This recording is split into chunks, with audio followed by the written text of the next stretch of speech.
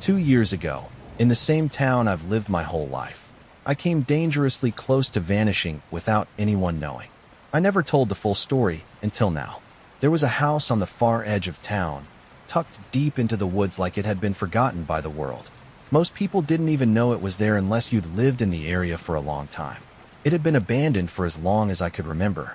Rumor had it, the place had been empty for over 20 years, unsold, unclaimed, unloved. Eventually, nature started pulling it back into the forest, like the land itself wanted to erase it. But I've always had a thing for abandoned places.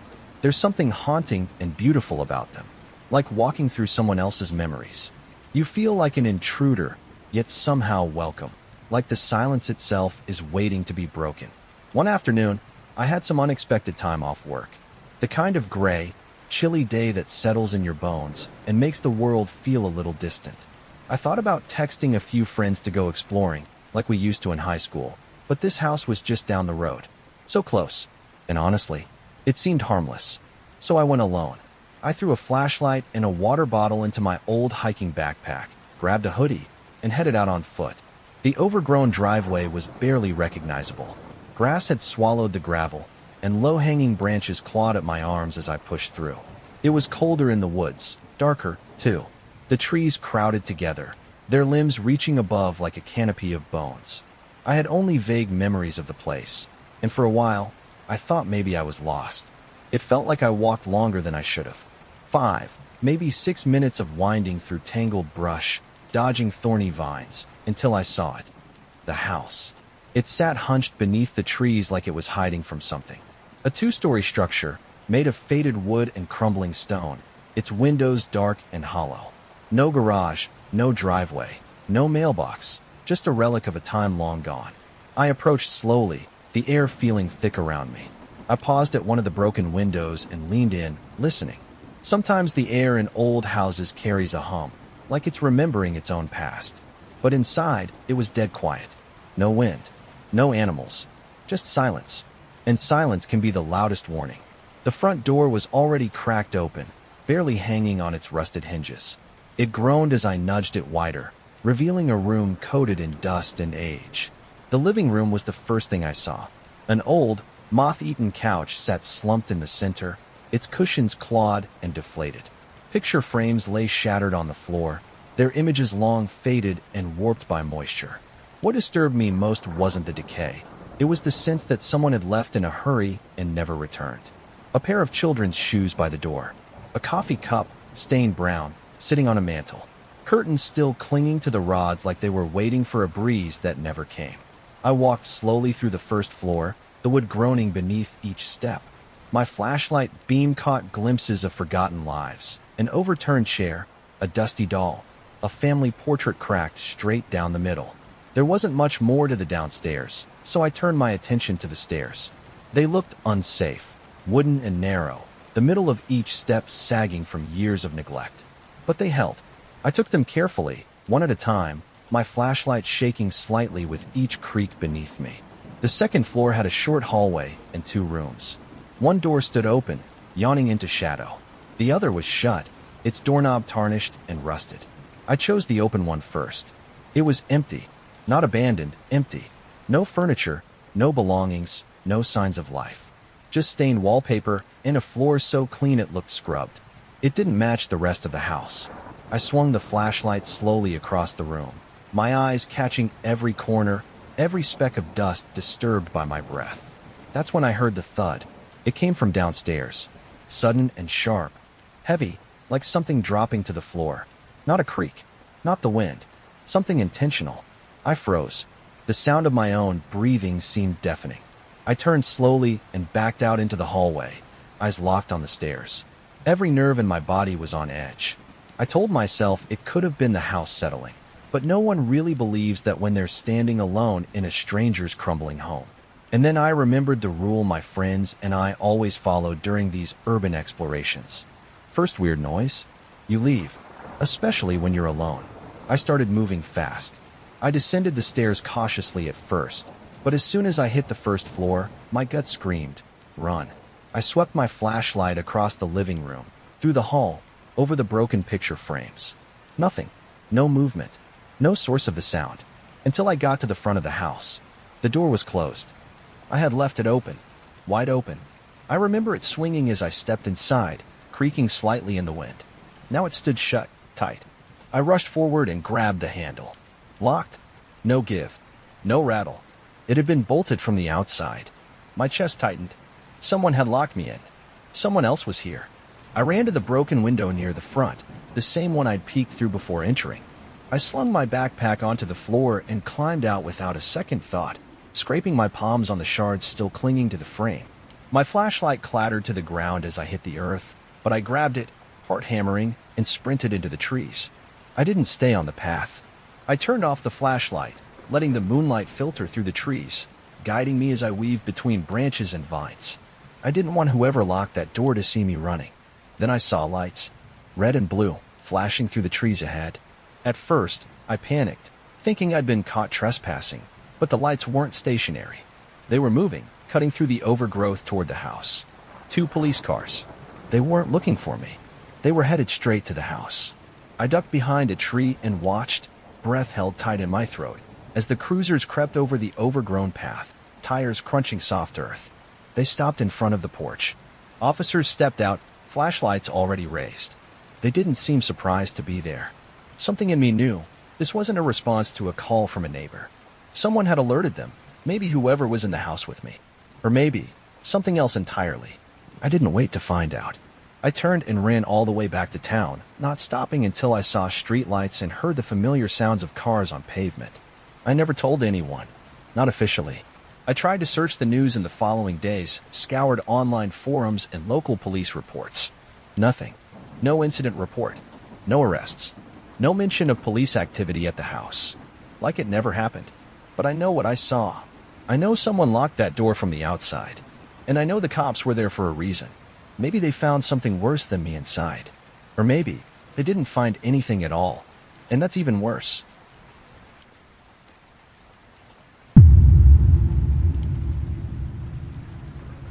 It was the fall of 2016, and I was in my final year of college, living with my 2 best friends, Jason and Andrew, in a cramped apartment near downtown. It wasn't glamorous, but it worked. Our days were a blur of lectures, part-time jobs, and cheap meals. Nights were usually just time to recover or cram. But occasionally, when our schedules aligned and we had some time off, we liked to do something different. We weren't big party people or anything. Our idea of fun was driving to random towns, exploring weird old neighborhoods, or hiking the most obscure trails we could find. Basically, if it looked a little eerie or forgotten, we were interested. That's how we ended up at the factory. It started with Andrew. Earlier that week, he told us he'd heard from a classmate about a decommissioned factory on the edge of the city, a place that had been shut down for years, left to rot somewhere past the last stretch of industrial road where the city ended and the plains began. It's massive, he said. Like rusted-over horror movie massive. Jason raised an eyebrow. Are we talking haunted factory or just asbestos and tetanus? Andrew just grinned. We weren't stupid. We didn't believe in ghosts or monsters. But there was always something thrilling about creeping into places you weren't supposed to be. The rusted bones of forgotten America, sealed off behind chain-link fences and no trespassing signs. So when we all happened to have Friday and Saturday off, we decided, screw it. Let's go see the factory. We packed up around 8 p.m., grabbed flashlights from under the sink, and piled into Jason's beat-up car. The air was sharp that night, dry and windy, with that kind of Midwest stillness that settles over flatland like a blanket. As we drove, the city slowly thinned out behind us. Neon signs turned into warehouses, warehouses into fields. Eventually, we were driving through silence. No streetlights, no cars, no houses, just a single straight road bordered by rusted fencing and dark open land. We didn't have an exact address. The factory didn't exist on any business listings anymore, but Andrew had found it on Google Maps satellite view. It looked like a gray scar on the edge of nowhere, surrounded by empty lots and overgrown lots. We parked at a nearby gas station, the last one for miles, and walked the rest of the way. The closer we got, the more surreal it became. The factory was massive, bigger than any of us had expected. It loomed in the dark like some sleeping iron giant, its skeletal frame silhouetted against the stars. Metal staircases curled around its edges like ivy. Graffiti covered every reachable surface, even in places we couldn't figure out how anyone had reached. The chain-link fence surrounding the lot was topped with barbed wire, but it had clearly been cut open in multiple spots. One section had been peeled back, the fence bent into a crude doorway, like an open mouth waiting for someone to step inside. We didn't hesitate. Once inside, the wind kicked up, making the metal groan and sway with an almost animal-like moan. The doors weren't locked. In fact, one of the rusted metal panels at the entrance had been propped open, a gap just wide enough for a person to slip through. The moment we stepped inside, a chill ran down my spine. The main room was vast, maybe 100 yards long, 2 stories high, full of decaying machinery. Conveyor belts, tanks, rusted catwalks. The air was stale, filled with the tang of rust and mold. There were puddles of stagnant water across the floor, reflecting our flashlights like dark mirrors. None of us spoke much. We didn't need to. It was one of those places where silence felt sacred. We stuck together at first, walking slowly between the broken machines, sweeping our flashlights across graffiti-covered walls and ceilings stained with water damage. The place was hollow and still, yet the wind outside gave the building a slow, shifting groan, like it was still trying to breathe. After a while, we started to drift apart slightly. Not out of carelessness, just curiosity. I wandered toward the back of the room and into a narrow hallway. I paused at the threshold and looked over my shoulder. One of my friends, I couldn't tell which, was still nearby, a figure silhouetted near one of the machines, flashlight pointed down. I figured they saw me head in and would follow soon. I stepped into the hall. It led to another metal door, heavy, rust-streaked, and slightly ajar. I pushed it open. The room beyond was darker than the rest. My flashlight beam landed on another series of decaying machines, the centerpiece being a massive, rusted conveyor belt stretching the length of the floor. Above it, a catwalk ran along the ceiling, a single metal ladder hanging loosely down the far wall. I remember thinking the place looked like a scene from a horror game. I half expected to find a chainsaw-wielding monster hiding behind one of the machines. Then I heard it. Footsteps. Behind me. They were deliberate, heavy and slow, echoing in the hallway I'd just come from. I smiled. Jason? Andrew? No answer. I turned around. The hallway was empty. I waited. Nothing. The door behind me creaked slightly as if it had just been touched. I swallowed, my flashlight trembling slightly in my hand. Guys, still nothing. Then, the door closed behind me. My heart spiked. I spun around, scanning the room. I was just about to open the door again when I heard it, a scrape from behind one of the machines. Not metal shifting in the wind. Not water dripping. A footstep. I froze. And then he stepped out. I don't know how else to describe him. He looked feral. Long, matted hair, a tangled beard, and eyes that were wrong. Glossy. Wild. He wore a dirty sweatshirt and jeans stiff with grime. And he was staring right at me. Then he charged. I didn't wait to scream. I turned and bolted back through the door, slamming it shut behind me. It rattled on its hinges, but I didn't stop to see if it held. I sprinted down the hallway, yelling for Jason and Andrew. Their voices echoed back a second later, frantic and confused, just as I burst into the main room. They saw my face and didn't ask questions. We ran. The wind howled through the broken panels as we scrambled through the fence and back onto the empty street. We didn't stop running until we reached the car. Only then, gasping and shaking, did I tell them what happened. Jason went pale. Who the hell lives in a place like that? Andrew just stared at the factory, silhouetted in the distance. We never went back. We never reported it. We figured whoever that man was, he'd been living there a long time. Hiding. Waiting. He knew the building better than we did, knew the spots to listen, to stalk, to wait until someone wandered off alone. Maybe we'd interrupted him before he was ready. Or maybe we were just lucky, because I can still see his face in my mind. And I still don't know what he would have done to me if I hadn't run.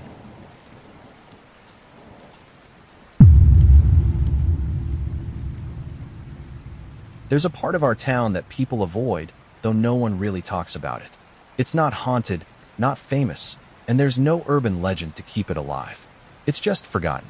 At the top of an overgrown hill, behind a tangle of pines and a rusted-out chain-link fence, stands what used to be St. Alderbrook General Hospital. It closed sometime in the late 90s after the town's population shrank and the budget ran dry.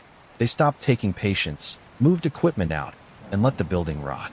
I had always heard whispers growing up, not supernatural stories, just eerie facts. How the power was never properly shut off. How the basement flooded years ago and still smells like mildew and antiseptic. How someone once got in and found an entire wing untouched, like the doctors had just walked out and never returned. But none of that really mattered until me and my cousin Nate decided to go inside. It was last fall. I had just moved back into town after finishing school. Nate and I grew up together, but while I'd gone away, he'd stayed local, working odd jobs and living out of a camper behind his uncle's barn.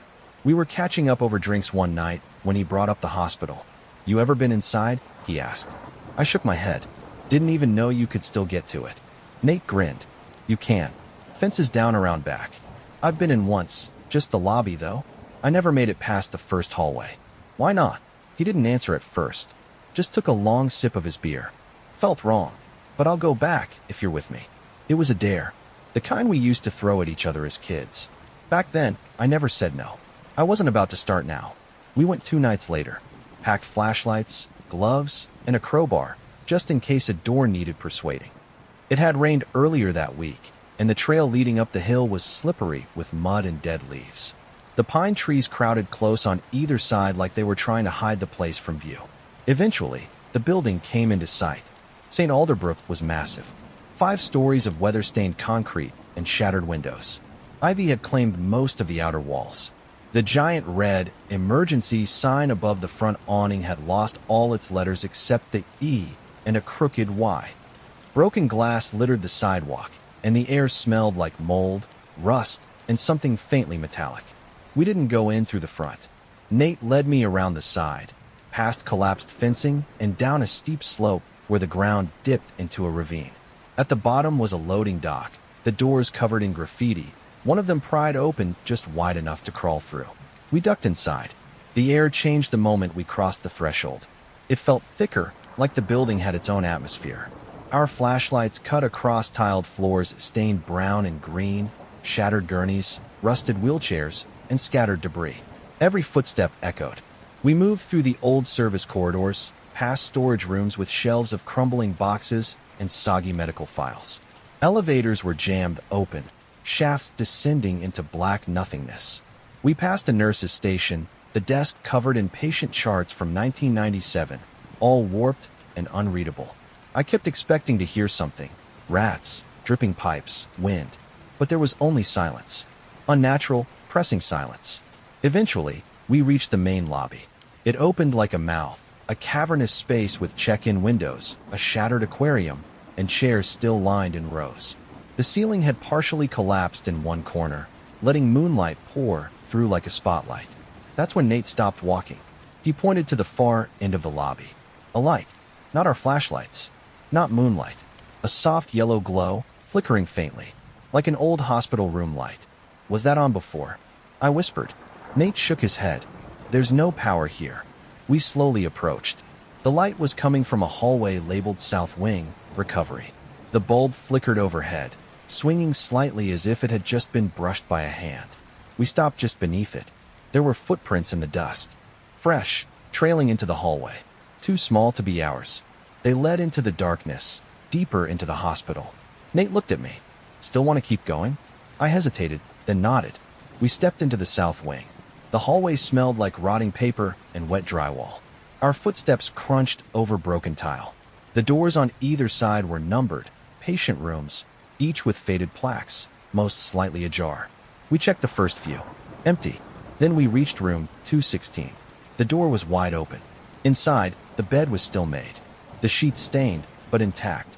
A clipboard hung at the end of the bed frame. A light flickered above, the same warm yellow as the hallway, but it was the only light we'd seen in the building. There was something on the bed. A stuffed animal. A small, ragged bunny. Its left ear was missing, and its fur was matted. It looked placed there, not dropped. Like someone had tucked it in. I stepped in to get a closer look. That's when I heard breathing. Not mine. Not Nate's. It was shallow, ragged, coming from the hallway. I spun around. No one was there. But the room across the hall, room 217, its door was swinging slowly open. Creak. I backed into the corner of room 216, light shaking in my hand. Nate whispered, "We need to leave." And I nodded, but I couldn't move yet. Something was keeping me there. The door to 217 swung wide. There was nothing behind it, just darkness. But the breathing continued. And then came the footsteps. Not running, not stomping, just slow, dragging footfalls, coming from the far end of the hall. We turned and ran. We didn't stop until we reached the lobby. But the chairs were different now. All turned, facing the entrance. We hadn't touched them. We didn't wait. We ran back through the service corridor, past the elevators, through the loading dock. The moment we stepped outside, the air felt breathable again. We didn't speak until we reached the bottom of the hill. Then Nate said, "That light. That was a call light. Above the patient beds.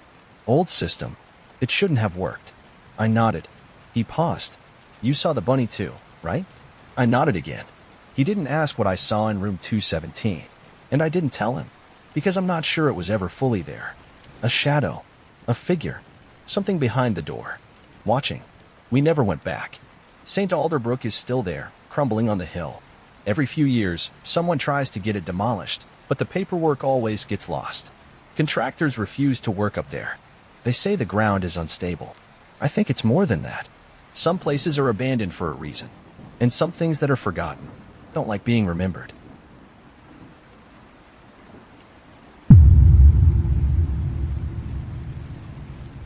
It happened nearly 5 years ago, but the memory hasn't dulled.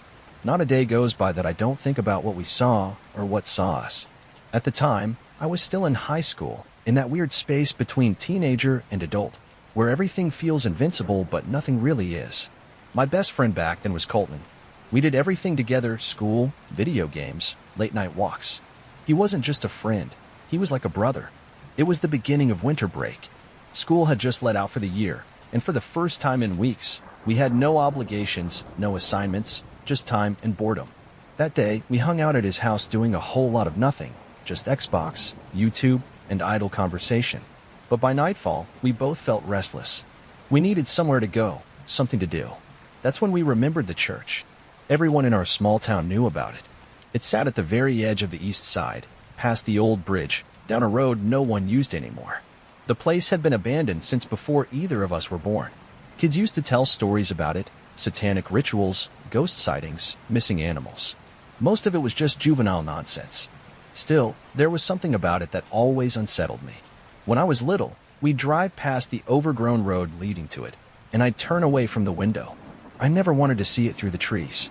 But that night, something about it called to us. We didn't go with flashlights or any gear, just our phones, jackets, and the naive courage of teenage boys. The night was crisp, the kind of cold that bit into your skin through your hoodie sleeves. A hazy moon hung overhead, bright enough to light our way without help. We walked the outskirts of town, joking, pushing each other, trying not to admit we were both feeling a little spooked. Eventually, we reached the deserted road that led to the church. It was worse than I remembered. Cracked pavement twisted beneath our feet, thick with weeds and split by gnarled roots. Nature had reclaimed it. The branches overhead wove together like skeletal fingers, turning the path into a tunnel. The deeper we walked, the quieter everything got. Even the crickets stopped chirping. By the time we saw the church, we couldn't even see the street behind us anymore. It rose up from the shadows like something half buried in time. The building was draped in vines and moss. The wooden fence around it collapsed in places, choked by overgrown brush. The tall windows were dusty and dark. The bell tower, still somehow intact, leaned slightly to the side like it was sighing under the weight of memory. We stood at the edge of the broken fence for a long moment, saying nothing. Colton finally said, "Should we go in?" I shrugged, trying to act braver than I felt. Might as well. We came all this way. We ducked through a gap in the fence and made our way toward the front door, a massive arched thing that looked like it hadn't been opened in decades. But to our surprise, it wasn't locked. The wood groaned in protest as we pushed it open, the sound echoing into the void beyond like a scream swallowed by darkness. The sanctuary was untouched. That was the first thing I noticed. No graffiti, no beer cans, no smashed pews or signs of teenage vandalism. It was dusty, yes, and dimly lit, but everything was eerily intact, like the building had been waiting. Rows of wooden benches stretched into the shadows. Stained glass windows, though dull, were still in place. The pulpit at the far end stood tall and proud, its wood polished with age. The only light came from the moon filtering through cracks in the windows and the dim beams of our phone flashlights. Colton whispered, "Why does it feel cleaner than it should?" I didn't have an answer. We stood there at the doorway for a full minute, just absorbing it. The air felt thick, like breathing underwater. My steps echoed as I walked down the main aisle, my sneakers scuffing across the dusty floor. Colton followed close behind. The deeper we went, the heavier the air felt, like the church was pressing in on us. When we reached the pulpit, I climbed the small steps and looked back across the pews. The contrast was chilling. Colton and I lit by moonlight, and the entrance now completely swallowed in darkness. Even my phone's light didn't seem to reach that far. "Let's check out the side room," Colton said. To the left of the altar was a narrow door. We opened it slowly. Inside was a storage room cluttered with chairs, old wooden crates, rotting hymnals, and dust-drenched cloths. It smelled like wet paper and old mold. We stepped in and started looking around. That's when we heard it. Thump. Just one sound. Heavy. Deliberate. We froze. The thump echoed down the main hall, the sound of a footstep on old wood. Then another. Thump. Thump. Someone or something was walking down the same aisle we had just walked. We killed our flashlights immediately, standing in total darkness. From the narrow crack of the slightly open door, we stared out into the sanctuary. At first, nothing. Then, a figure passed through the moonlight at the center aisle. It was human. At least, it looked human. But it didn't move right. Its stride was too slow, too measured. Its head was lowered. I couldn't make out the face, just the outline of a body crossing toward the entrance. They hadn't been there before. They had come from our side of the church. From the altar. From where I had just been standing. There were no other doors behind the pulpit. No windows. No crawl spaces. That meant whoever that was had been hiding near us. Maybe in the rafters. Maybe behind the organ. Watching. Waiting. We didn't move. Not when the figure walked through the doorway. Not when the old wooden door creaked shut behind them. Not until the footsteps stopped completely outside. We held our breath, waiting. 5 minutes passed. Then 10. Finally, Colton whispered, "Now." We bolted. We tore through the side room, across the altar, and down the aisle, not even bothering to be quiet. Our footsteps pounded the ancient wood as we flung the front door open. The cold hit us like a wave. We didn't stop running until the church was out of sight and the trees began to thin. Only when we reached the edge of the road did we stop, bent over, gasping, every muscle aching. We never saw the figure again. We never found out who or what it was. In the years since, I've tried to rationalize it. Maybe it was another explorer. Maybe a squatter. But how had they stayed so silent? Why had they approached the entrance only after we were hidden? And why had they come from behind us, when there was nowhere to come from? Sometimes I think about that moment, standing at the pulpit, looking out into the darkness, and I wonder, was I standing next to it? Did it know I was there? Was it smiling? I don't go near that part of town anymore, and I haven't spoken to Colton in years. We grew apart, like most high school friendships do, but sometimes I'll get a message from him out of nowhere. Just 4 words. "Do you remember it?" And I always reply with the same thing. How could I forget?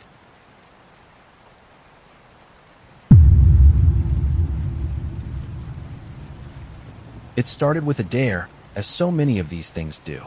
We were at a bonfire just outside the city limits. One of those weird little gatherings that happen when you're in your early 20s and someone has access to their uncle's land. There were about a dozen of us, old classmates, friends of friends, and a few sketchy guys no one really knew. The fire crackled. Beer flowed. Stories were traded. That's when Tyler, always the loudest voice in the room, brought up the Deering Institute. "Place is still there," he said, eyes glinting with firelight. "Whole east wing's just open. No fence. No cameras. Just bricks, windows, and whatever the hell they left behind." I'd heard of it before. The Deering Institute of Behavioral Sciences, a state-run mental facility that had been shut down in the late 90s after a lawsuit. It wasn't haunted in the traditional sense, just avoided. There were stories about the staff, about strange disappearances, about experiments that were never confirmed. "Just don't go into the window room," Tyler added with a crooked grin. "What's the window room?" I asked. He took a long sip of beer and said, "It's the only room on the 3rd floor that doesn't show up in any blueprints. Every window is boarded up from the inside, not outside. They say if you go in, you don't come out the same." I rolled my eyes, but the seed had been planted.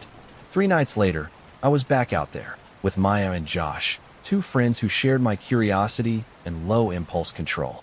We arrived around 10 p.m. The institute loomed behind a cracked iron gate, its brick facade stained with moss and age. The main sign still stood, Deering State Institute, the letters worn down but legible in the moonlight. It looked dead, but not empty. We climbed in through a hole in the fence, slid past the fallen security booth, and entered through a side door that had clearly been pried open years ago. The lock hung twisted on one hinge. I wondered how many people had done this before us.